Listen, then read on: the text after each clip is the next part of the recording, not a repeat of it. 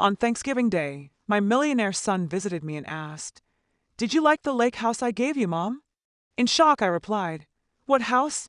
I never received anything." My gold digger daughter-in-law slowly walked up to him. "I'm glad to have you here.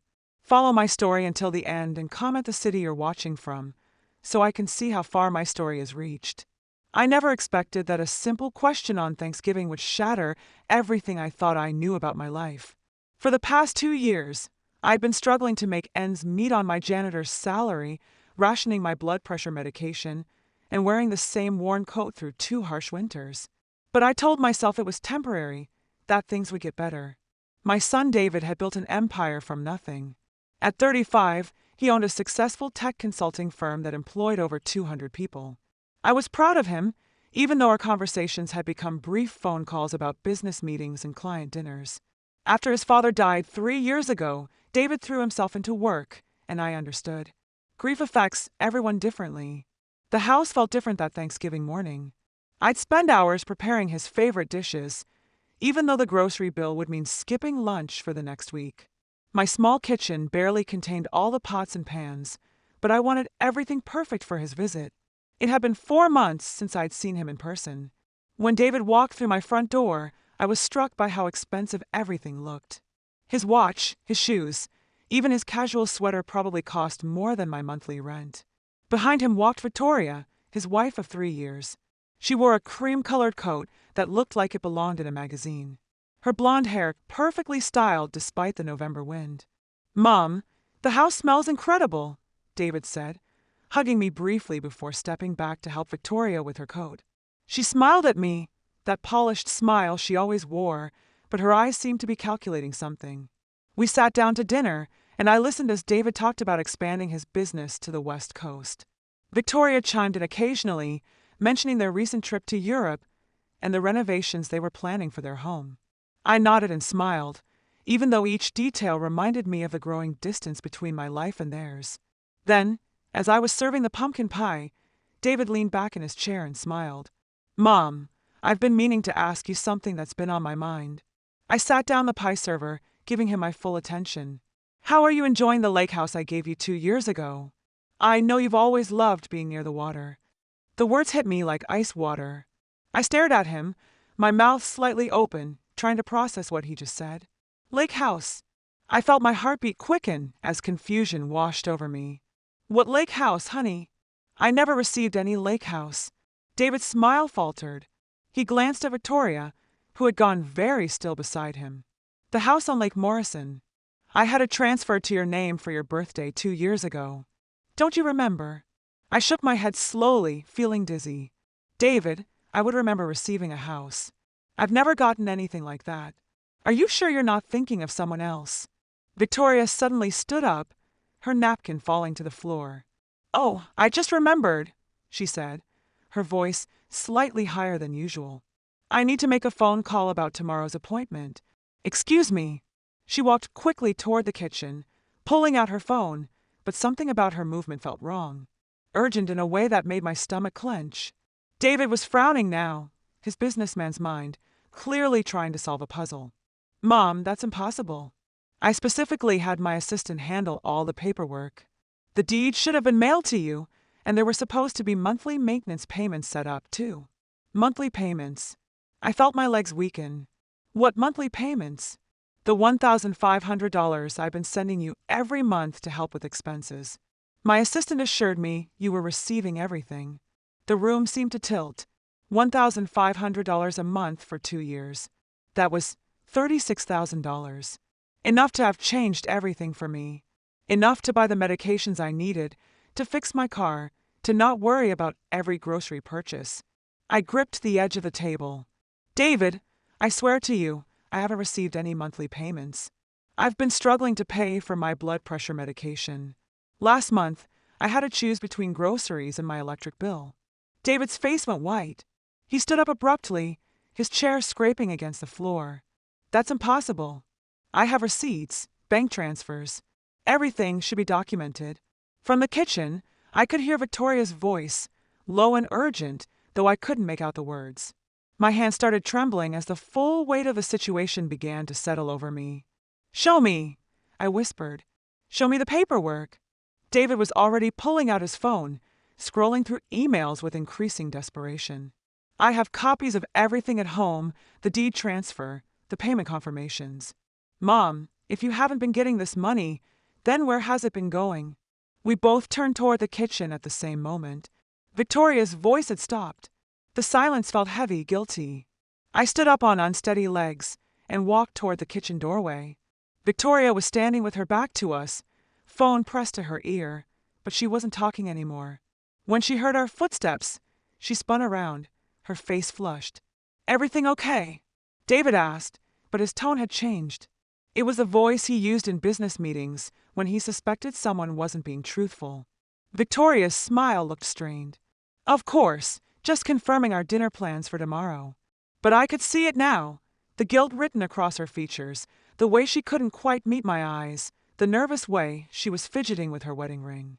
Victoria, David said slowly, do you know anything about the lake house paperwork?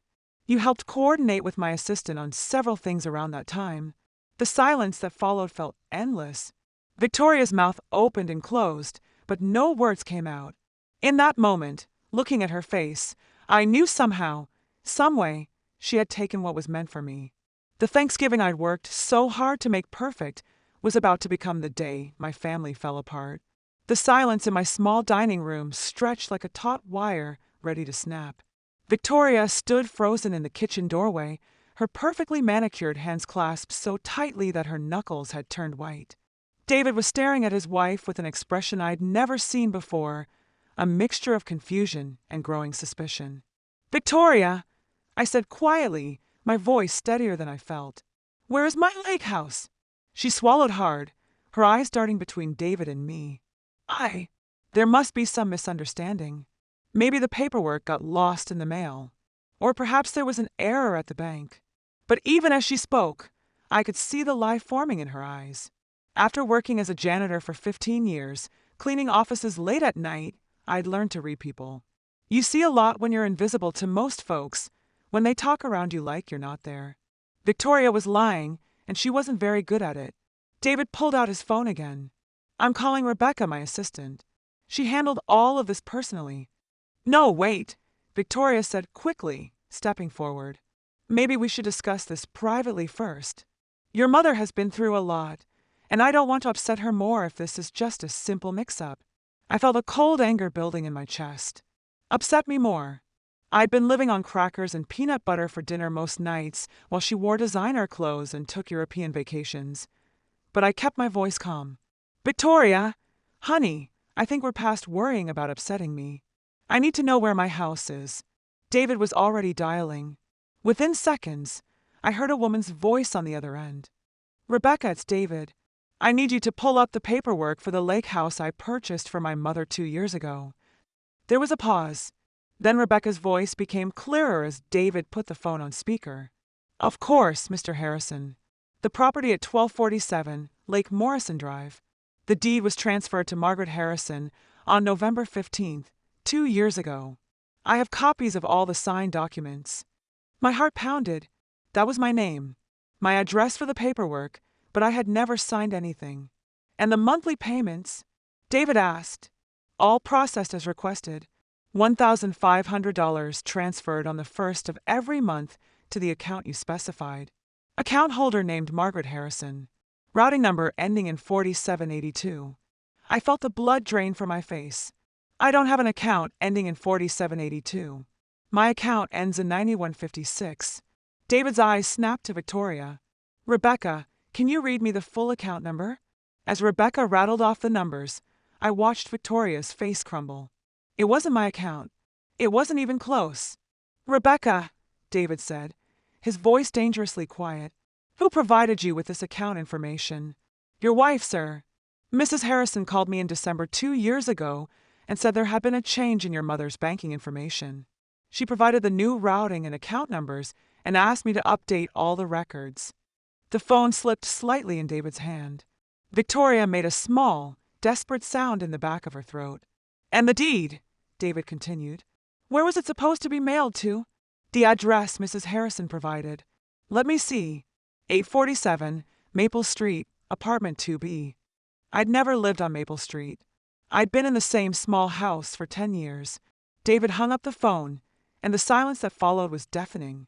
When he looked at Victoria, his face was completely blank, which somehow seemed more terrifying than anger would have been. "Explain," he said simply. Victoria's composure finally shattered. Tears started flowing down her cheeks, but they looked more like panic than remorse. "David, you have to understand. My parents were about to lose their house. They're elderly, and my father's medical bills were bankrupting them. I just borrowed the money temporarily." "Borrowed?" I whispered. "You mean stole?" "No." Victoria's voice rose. "I was going to pay it back. I just needed time. And the lake house. It's not like you were using it. My family needed a place to stay while they got back on their feet." I felt something crack inside my chest. "Not like I was using it. Victoria, I've been working double shifts to afford my medication. I've been eating 1 meal a day to make my grocery money stretch. I haven't been able to turn my heat above 60 degrees because I can't afford the electric bill." David was staring at his wife like he'd never seen her before. "Victoria, my mother could have died.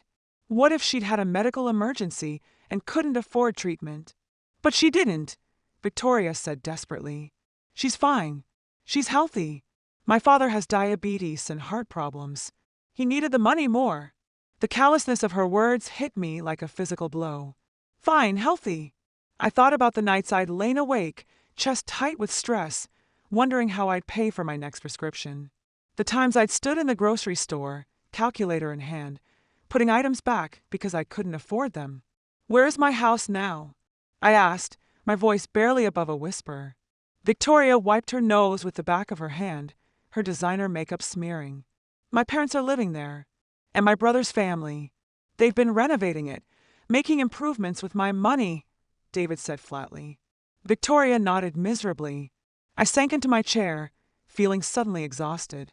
For 2 years, I told myself that David was too busy to check on me regularly, that his success meant he didn't need to worry about his mother anymore. I'd been proud of his independence, even as I struggled alone. But all this time, he thought he was taking care of me. He thought I was comfortable and secure. "Mom," David said, his voice cracking slightly. "I'm so sorry. I thought you were okay. I thought you had everything you needed." I looked at my son, this successful man who'd worked so hard to build a better life, and I saw the little boy who used to promise he'd take care of me when he grew up. He tried to keep that promise, but the woman he trusted most in the world had stolen it from both of us. "How much?" I asked Victoria. "How much of my money did you take?" She was quiet for a long moment. "All of it," she finally whispered. $36,000 plus a house that was probably worth at least $200,000 more. Victoria's family had been living like kings on money that was meant to keep me from poverty. David stood up slowly, his movements careful and controlled. "Victoria, pack your things. I want you out of my house tonight." "David, please," she begged, reaching for him. "We can fix this. I'll make it right. I'll find a way to pay your mother back." He stepped away from her touch. "With what money? You haven't worked a day since we got married. Everything you have, everything your family has been living on, was stolen from my mother. I watched my daughter-in-law fall apart, and I felt nothing. No pity, no satisfaction, just a hollow emptiness where trust used to be. She'd looked me in the eye for 2 years, had sat at this very table, knowing I was struggling while her family lived in luxury at my expense." As Victoria's sobs echoed through my small dining room, I realized that this Thanksgiving would indeed be unforgettable, but not because of the family gathering I'd hoped for. It would be remembered as the day I learned that sometimes the people who smile the brightest are the ones hiding the darkest secrets. After Victoria left that night, sobbing and begging for forgiveness that neither David nor I could give, my house felt different. Quieter, but not peaceful. The silence was heavy with unanswered questions, and the weight of betrayal that seemed to settle into every corner. David wanted to call his lawyer immediately, but I asked him to wait. Not because I was having second thoughts about pursuing this, but because something told me we needed to know the full extent of what Victoria had done before we moved forward. Thieves rarely steal just once, and I had a feeling this went deeper than a house and some monthly payments. "Mom, you don't need to do anything," David said as he sat across from me at my kitchen table, his expensive suit wrinkled from the long, awful day. Let me handle everything. You've been through enough.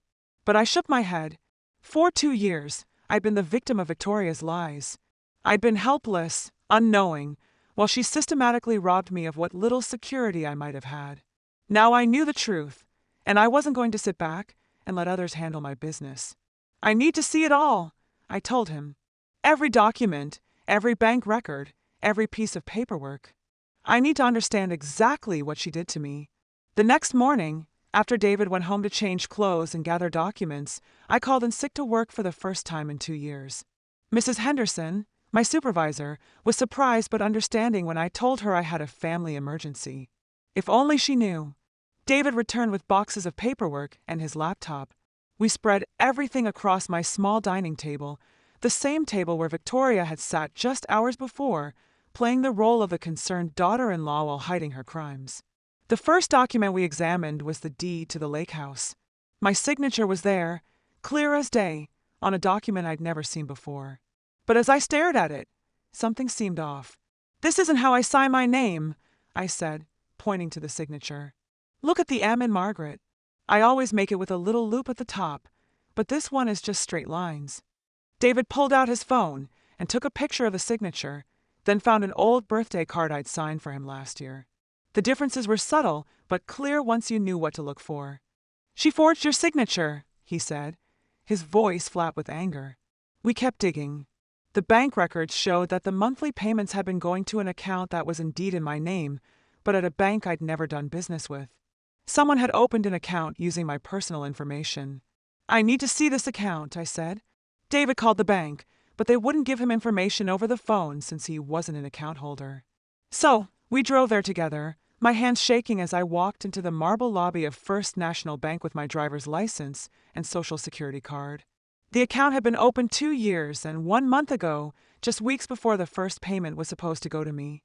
The address on file was 847 Maple Street, apartment 2B.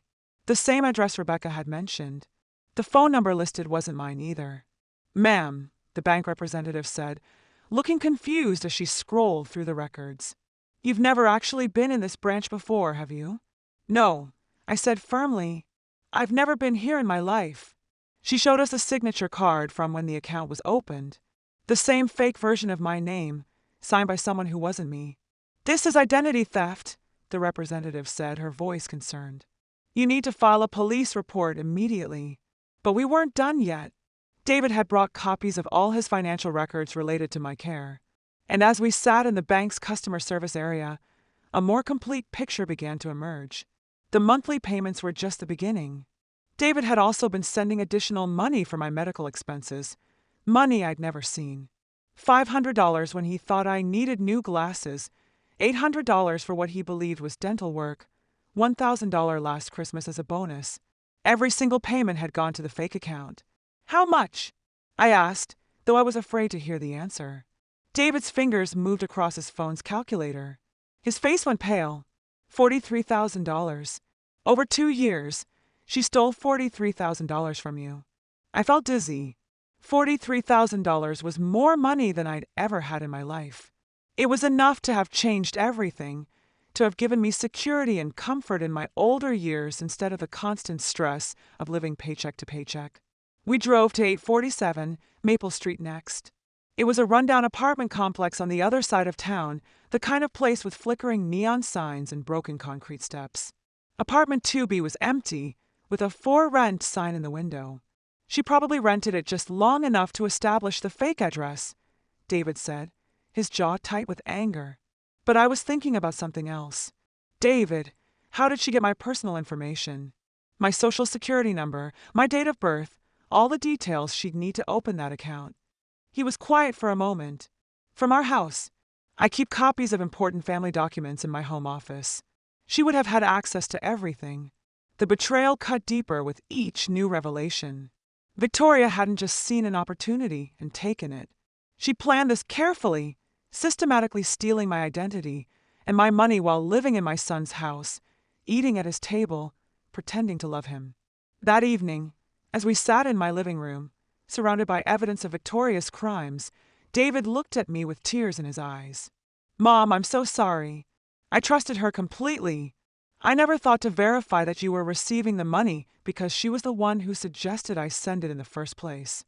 That detail hit me like ice water. She suggested it? David nodded miserably. About 6 months after Dad died, she mentioned how worried she was about you managing on your own. She said it would be a wonderful gesture if I could help with your expenses, especially since business was going so well. She even offered to coordinate with Rebecca to set everything up. I closed my eyes, feeling the full weight of Victoria's manipulation. She positioned herself as the caring daughter-in-law, concerned about her husband's struggling mother, while secretly ensuring that every dollar meant for me would end up in her family's pockets. And the lake house, same thing. She said you'd mentioned wanting to live near water, that it would be good for your health and peace of mind. She helped me find the property, negotiated the price, handled all the paperwork. Victoria had played my son like a violin, using his love for me against both of us. She'd made him feel generous and caring while systematically robbing me of everything he tried to give me. As David gathered up the papers to take to his lawyer, I sat alone in my living room, staring at the walls I'd grown so familiar with over the past 2 years. This small, cramped space with its old furniture and broken air conditioner wasn't supposed to be my reality. I was supposed to be living comfortably in a beautiful house by the lake, with enough money to buy my medications without counting pennies. Instead, Victoria's parents were probably sitting by that lake right now, enjoying their stolen retirement, while I'd been rationing my blood pressure pills and wearing secondhand clothes. But knowing the truth, as painful as it was, felt like the first step toward getting my life back. Victoria had stolen more than money from me. She'd stolen 2 years of security, of dignity, of the peace of mind that comes with knowing your child is taking care of you. Tomorrow, we'd start the process of getting it all back. But tonight, for the first time in 2 years, I went to bed knowing exactly where I stood. And that knowledge, bitter as it was, felt like power. The morning David's lawyer called with the results of his investigation, I was scrubbing floors at the office building where I'd worked for the past decade. My knees ached against the cold tile, and my hands were raw from the industrial cleaning solutions. But I kept working because I needed every dollar from this job. At least, I thought I did. Mrs. Harrison, Mr. Patterson's voice was grim when I called him back during my lunch break. We need to meet immediately. What we've uncovered goes far beyond what we initially suspected. David picked me up after my shift, his face drawn with exhaustion. He'd barely slept since Thanksgiving, throwing himself into the investigation with the same intensity he brought to his business deals.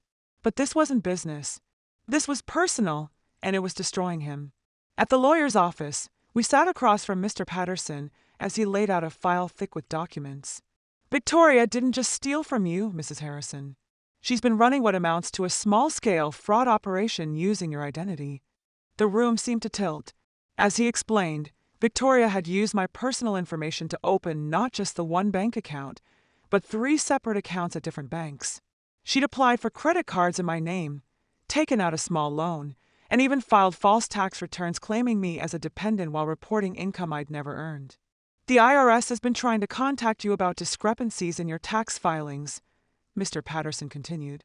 They've been sending notices to the fake address. You're currently under investigation for tax evasion. I felt like I was drowning. Tax evasion.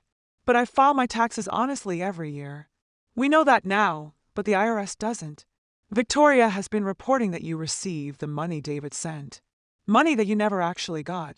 From their perspective, you've been hiding income. David's hands were clenched into fists. How much did she steal in total? Mr. Patterson flipped through several pages, including the original $43,000, plus additional credit card spending, loan proceeds, and fraudulent tax refunds. We're looking at approximately $78,000. The number hit me like a physical blow. $78,000. I made $18,000 a year scrubbing floors. Victoria had stolen more than 4 years of my salary. And the house. That's where it gets more complicated, Mr. Patterson said. The property is legally in your name, Mrs. Harrison, based on the forged deed. Victoria's family has been living there, making improvements with the stolen money, and they've actually increased the property value significantly. I thought about Victoria's parents, whom I'd met only twice at family gatherings. They'd seemed like nice people, a little overwhelmed by their daughter's wealthy lifestyle, but grateful for her success. Had they known where the money was coming from? Had they known they were living in a house stolen from their son-in-law's mother? Can we get it back? David asked. Yes, but we'll need to involve law enforcement. This isn't a civil matter anymore. This is criminal fraud, identity theft, and tax evasion. Victoria could face serious prison time. I was quiet for a long moment, thinking about the woman who'd sat at my table just days ago, crying and begging for forgiveness. She'd seemed genuinely remorseful. But now I wondered if those tears had been real or just another manipulation. What about her family? I asked. Her parents, her brother with the children. Mr. Patterson's expression was sympathetic but firm. They'll have to vacate the property. If they can prove they didn't know the money was stolen, they might avoid criminal charges, but they can't keep what was bought with fraudulent funds. David was staring out the window, his jaw tight. Where is Victoria now? She's staying with her parents at the lake house, Mr. Patterson said. Our investigator confirmed she's been there since she left her house on Thanksgiving. So, she ran straight to the people who'd been living off my mother's stolen money, David said bitterly. Of course she did. That afternoon, we drove to Lake Morrison. I'd never seen the house that was supposedly mine, and as we pulled into the long driveway, I gasped despite myself. It was beautiful. A sprawling ranch-style home with large windows overlooking the water, surrounded by mature trees and well-maintained gardens. This was what David had intended for me. This peaceful, comfortable place, where I could have spent my retirement years watching the sunset over the lake instead of worrying about whether I could afford my next meal. Victoria's father answered the door, his face falling when he saw David and me. Oh, he said quietly, we've been expecting you. Victoria appeared behind him, looking smaller and younger than I'd ever seen her. Her designer clothes had been replaced with jeans and an old sweater, and her face was puffy from crying. Margaret, she said, her voice barely above a whisper. I'm so sorry. I looked at her, this woman who'd smiled at me across countless dinner tables while systematically destroying my financial security, and I felt nothing but cold anger. Are you? I asked. Are you really sorry, Victoria? Or are you just sorry you got caught? She started crying again, but I wasn't moved. I'd seen her tears before, had believed in them, had even felt sorry for her sometimes when David worked long hours, and she seemed lonely. I never meant for it to go this far, she sobbed. It started with just borrowing the first payment to help my parents with their mortgage. I was going to put it back before anyone noticed. But you didn't, David said, his voice like ice. You took more and more. You stole my mother's identity, filed false tax returns, opened credit cards in her name. That's not borrowing, Victoria. That's fraud. Victoria's mother had appeared in the doorway, her face streaked with tears. We didn't know, she said desperately. We thought David was just being generous, helping us through a difficult time. Victoria told us he'd insisted on buying us the house. I looked at this older woman, probably close to my age, and I saw genuine shock and horror in her eyes. She hadn't known. None of them had known except Victoria. The IRS thinks I'm a tax cheat because of what your daughter did, I said quietly. I could go to prison because Victoria filed false returns in my name. Victoria's mother gasped, pressing a hand to her mouth. Oh my God, Victoria, what have you done? But Victoria just kept crying, offering excuses and apologies that meant nothing now. She'd had 2 years to confess, 2 years to make this right, and she'd chosen to dig deeper instead. Mr. Patterson stepped forward with a briefcase full of legal documents. Mrs. Stevens, I'm going to need you and your family to vacate this property within 30 days. Everything purchased with the fraudulent funds will need to be returned or compensated for. As I watched Victoria's family absorb the reality of their situation, I felt something I hadn't expected. Relief. Not satisfaction, not revenge, just relief that the truth was finally out in the open. The police will be here tomorrow to arrest Victoria, Mr. Patterson continued. I'd recommend she turn herself involuntarily. Victoria looked up at David with desperate eyes. Please don't let them arrest me. I'll pay everything back. I promise. I'll get a job. I'll work day and night. David shook his head sadly. With what skills, Victoria? You've never worked a day in your life. You don't even know how to work. All you know how to do is take. As we left the lake house, I turned back for one last look at the place that should have been my home for the past 2 years. Soon it would be, but it felt hollow now, tainted by the knowledge of how Victoria had stolen it from me. Mom, David said as we drove away, I'm going to make sure you never want for anything again. I'm going to take care of you the way I should have been doing all along. I patted his hand gently. You were taking care of me, honey. It's not your fault that Victoria stole what you gave me. But as we drove back toward my small, cramped house, I knew that everything was about to change. Victoria would face the consequences of her crimes, and I would finally get the security and comfort that David had always intended for me to have. The confrontation was over. Now came justice. The divorce papers were finalized on a gray Tuesday in February, 3 months after that devastating Thanksgiving dinner. I sat in the courthouse hallway beside David as his lawyer emerged from the courtroom with news that Victoria had signed everything without contest. She'd already been sentenced to 18 months in prison for fraud and identity theft, and fighting the divorce would have only added legal fees she couldn't afford. It's done, Mr. Patterson said, sitting down beside us. The marriage is dissolved. All assets purchased with stolen funds revert to their rightful owners. Mrs. Harrison, you now legally own the lake house, and all the money in the fraudulent accounts has been frozen pending full restitution. David let out a long breath. What about her family? They vacated the property last week. Her parents moved in with her brother temporarily, and they've been surprisingly cooperative. I think they're genuinely horrified by what Victoria did. I felt a strange mix of relief and sadness. Relief that this nightmare was finally ending, but sadness for the collateral damage. Victoria's parents were innocent victims, too, in their own way. They'd lost their home and their savings, all because their daughter had chosen to steal instead of asking for help. Honestly, the weeks that followed were a whirlwind of paperwork and adjustments. David threw himself into making things right with the same intensity he'd once brought to building his business. He hired a team of accountants to untangle Victoria's fraudulent tax filings, worked with the IRS to clear my name, and personally oversaw every detail of transferring ownership of the lake house back to me. But the most important change was in David himself. The successful businessman who'd been too busy for regular phone calls became a son who stopped by every few days, who called just to check on me, who insisted on taking me to doctor's appointments and grocery shopping. You don't have to hover, honey, I told him one afternoon as he helped me pack the few belongings I wanted to keep from my old house. I'm not going anywhere. He paused in folding one of my quilts, his hand stilling on the soft fabric.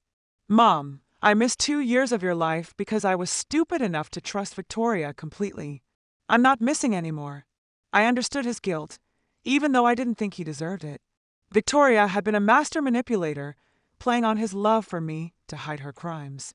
But I also understood that trust, once broken so completely, takes time to rebuild. Even trust in yourself. Moving into the lake house felt surreal. The place was beautiful, but it carried the weight of everything that had happened. Victoria's family had taken good care of it, I had to admit.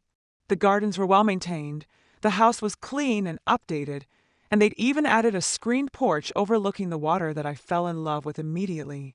But it felt like moving into someone else's life rather than reclaiming my own. We can change anything you want, David said as we walked through the rooms together. New furniture, different paint colors, whatever would make it feel like home to you.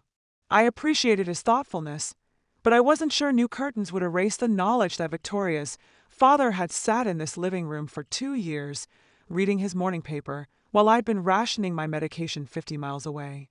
The financial restitution process was more complex than I'd expected. The accounts Victoria had opened in my name contained not just the money David had sent, but also funds from the credit cards she'd used and the loan she'd taken out.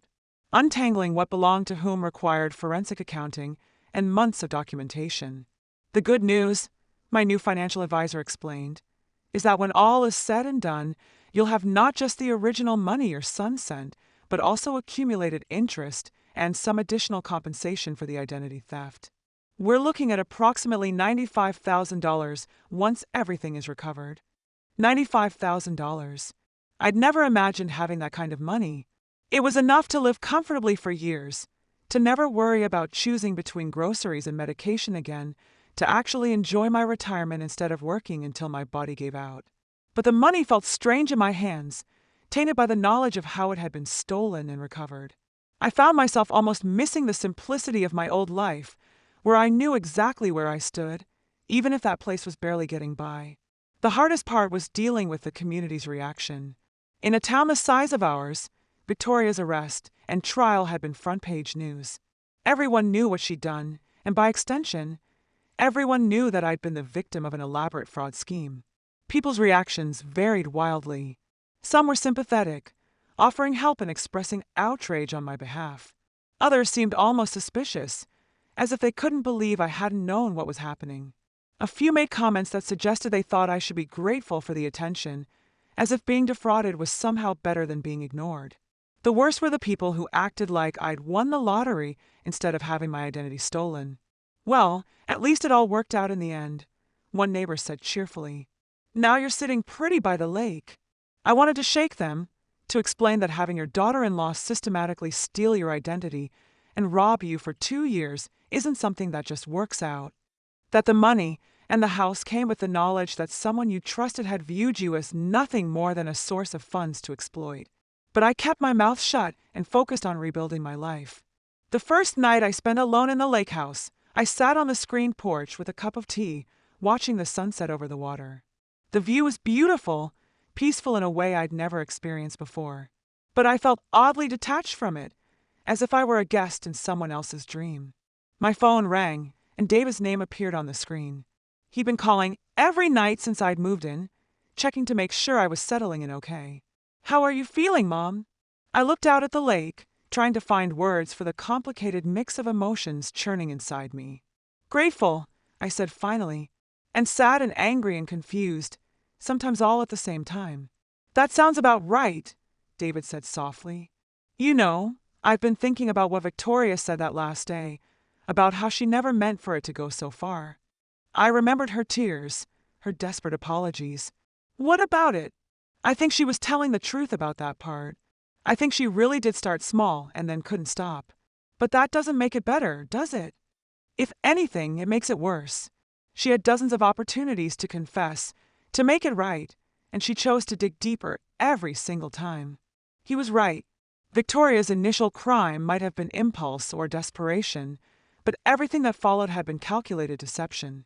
She'd looked me in the eye at family dinners, had hugged me at holidays, had listened to me worry about money, all while knowing she was the reason I was struggling.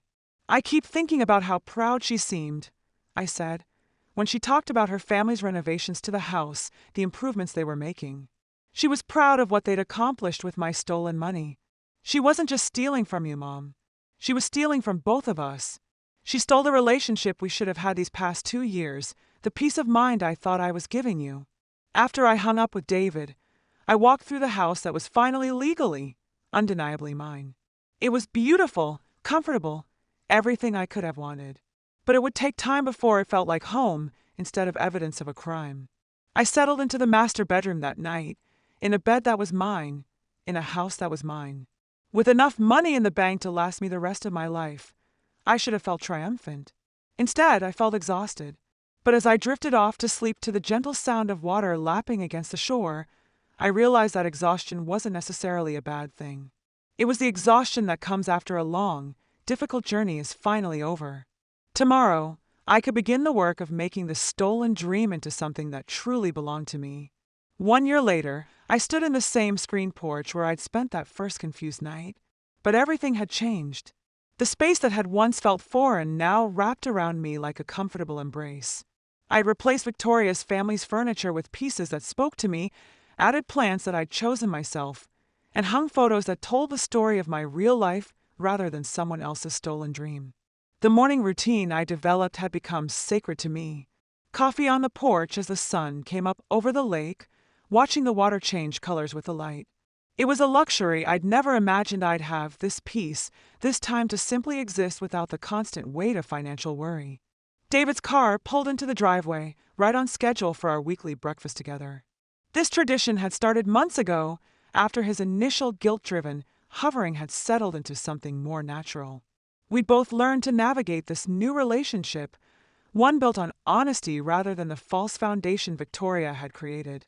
"Morning, Mom," he called as he came through the front door, carrying a bag from the bakery in town. "I brought those cinnamon rolls you like." I smiled, setting 2 plates on the kitchen table. "You don't have to bring me pastries every week, honey. I'm perfectly capable of feeding myself now." He grinned. "I know you are, but I like bringing them. Besides, Mrs. Chen at the bakery always asks about you. Half the town has adopted you as their favorite success story." It was true. The same community that had whispered about my situation during Victoria's trial had embraced me once justice was served. People stopped me at the grocery store to ask how I was settling in. Neighbors brought casseroles when I first moved to the lake, and the mailman made sure to mention whenever he had good news to deliver. "Any word from the lawyer about Victoria's appeal?" I asked as we settled into our usual spots at the table. David shook his head. "Her public defender filed the paperwork, but Mr. Patterson says it's basically a formality.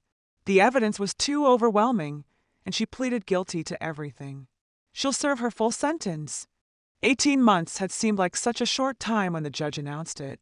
But as the seasons changed and my new life took shape, I'd stopped thinking about Victoria's timeline and started focusing on my own. "How do you feel about that?" David asked, studying my face carefully. I considered the question seriously. A year ago, I might have wanted Victoria to suffer more, to face consequences that matched the scale of what she'd stolen from me. But now, sitting in the house that was truly mine, with money in the bank and my son's genuine attention, revenge felt less important than it once had. "I feel like she's where she needs to be," I said finally. "Not because I want her to suffer, but because she needs to face real consequences for what she did. Maybe prison will teach her something that our family never could." Through the legal process, I'd learned more about Victoria's psychology than I'd ever wanted to know. She'd grown up in a family that struggled financially, always comparing themselves to others who had more. When she married David, she'd suddenly had access to wealth she'd never imagined. But apparently, it hadn't been enough. She'd needed to feel like she was a provider, the one who could solve her family's problems. The therapist her lawyer recommended says she has something called entitlement syndrome. David had told me months ago. She genuinely believed she deserved whatever she could take because life had been unfair to her. I'd thought about that explanation for a long time. Life had been unfair to me too when I'd lost my husband and found myself struggling to make ends meet. But I'd never considered that unfairness gave me the right to steal from others. "Have you heard anything about her family?" I asked. David nodded. Her parents moved to Arizona to live with her aunt. Her brother found a job in another state. They're starting over, basically.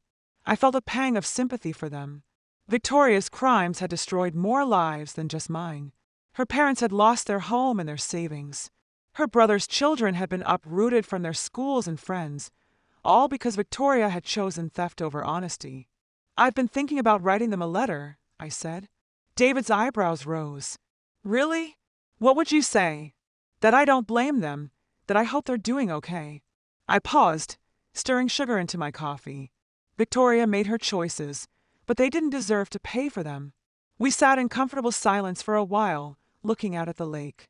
A family of ducks had taken up residence near the shore, and I'd gotten into the habit of tossing them breadcrumbs for my morning toast. Simple pleasures that I'd never had time for when every moment was consumed with survival. "I have something to tell you," David said eventually, his tone shifting to something more serious. I looked at him expectantly. "I've been seeing someone, a woman I met at a business conference. Her name is Jennifer, and she's nothing like Victoria." I felt a flutter of anxiety, then forced myself to relax. "Tell me about her." "She's a forensic accountant, actually. She helps companies investigate financial irregularities. She knows what Victoria did, knows the whole story, and she's not interested in my money. She makes good money of her own." I smiled. "A forensic accountant. That seems appropriate." David laughed. "I thought you'd appreciate the irony. She's also incredibly honest, sometimes brutally so. She told me on our third date that she thought I was too trusting and needed to work on my boundaries." "Smart woman. When do I get to meet her?" "Only if you want to. I'm not rushing anything this time. I'm learning to trust my own judgment again. And part of that means not seeking approval from everyone else before I know how I feel myself." I reached across the table and squeezed his hand. I'm proud of you for taking your time, but when you're ready, I'd love to meet her. After David left, I took my usual walk around the property. The gardens that Victoria's family had planted were thriving under my care, but I'd added my own touches. A vegetable patch where I grew tomatoes and herbs, a reading nook under the old oak tree, a bird feeder that attracted cardinals and blue jays. The house was becoming mine in ways that had nothing to do with legal ownership. It was filled with my choices, my memories, my quiet daily routines that no one could steal or forge or manipulate. That afternoon, I did something I'd been planning for weeks. I called my old supervisor at the cleaning company, Mrs. Henderson. "This is Margaret Harrison. I wanted to let you know that I won't be coming back to work." There was a pause. "Are you feeling all right, Margaret? You've been out quite a while now." "I'm feeling better than I have in years," I said, smiling at the truth of it. "I'm retiring." It felt strange to say the word. I'd never imagined I'd be able to retire, had assumed I'd work until my body gave out. But the money Victoria had stolen, and that had been recovered, combined with the house and David's ongoing support, meant I could finally stop scrubbing other people's floors and start living for myself. That evening, I sat on my porch with a glass of wine, watching the sunset paint the lake in shades of gold and pink. My phone buzzed with a text from David. "Jennifer wants to know if you like Italian food. She's thinking of cooking for you next weekend." I typed back, "Tell her I love Italian food, but she doesn't need to impress me. I already like anyone who makes my son happy." As darkness settled over the water, I thought about the woman I'd been a year ago. Tired, struggling, proud, but quietly desperate. She would never have believed that this peace was possible, this sense of security and contentment. Victoria had stolen 2 years of my life, but in a strange way, her crimes had also given me something I might never have had otherwise. They'd forced David to truly see me, to understand that I needed more than just financial support. I needed his presence, his attention, his genuine care. They'd also taught me something about my own strength. I'd survived the theft, the investigation, the trial, the complicated process of reclaiming my identity in my life. I'd learned that I was tougher than I'd given myself credit for, more resilient than I'd ever needed to be before. I'd also learned something about forgiveness. Not forgiveness for Victoria, who would have to earn that through genuine change that I might never witness, but forgiveness for myself for being trusting enough to believe in her lies, and forgiveness for David, who'd been manipulated just as thoroughly as I had been. As I locked up the house and headed to bed, I felt the deep satisfaction that comes from a day well lived in a life reclaimed. Tomorrow would bring new small pleasures, new quiet joys, new moments of peace that no one could steal. The lake house that had started as Victoria's crime scene had become my sanctuary. The money that had been stolen and recovered had become my security. The son who had been deceived into neglecting me had become my devoted companion. Victoria had tried to steal my future, but in the end, she'd only delayed it. Now it was mine, fully and completely, to live exactly as I chose, and I chose peace. Now I'm curious about you who listened to my story. What would you do if you were in my place? Have you ever been through something similar? Como bilo? And meanwhile, I'm leaving on the final screen 2 other stories that are channel favorites, and they will definitely surprise you. Thank you for watching until here.